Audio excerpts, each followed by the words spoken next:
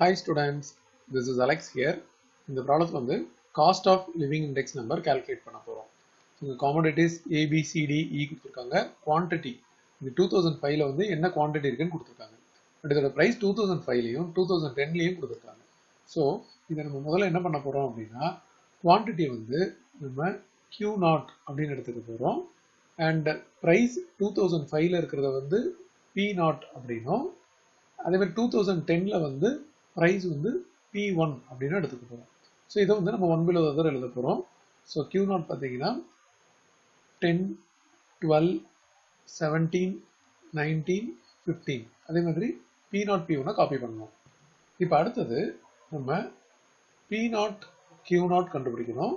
அதே மாதிரி P1 Q0 கண்டுபிடிக்கணும். ஸோ இந்த டேபிள் வந்து நம்ம கம்ப்ளீட் பண்ண போகிறோம். இந்த டேபிள் கம்ப்ளீட் பண்ணதுக்கப்புறம் இதோட சம்மேஷன் எடுக்கும். இப்போ பார்த்தீங்கன்னா P0 Q0 அப்படின்றது 10 into 7. ஸோ இது 70. 12 into 6. 72. அடுத்தது 170.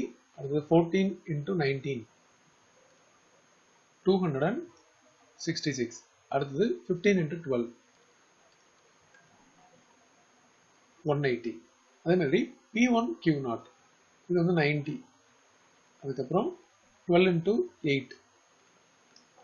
இது பார்த்தீங்கன்னா 96. அது 17 into 15. 255. அடுத்தது 19 into 16. 304. அடுத்தது 15 into 17.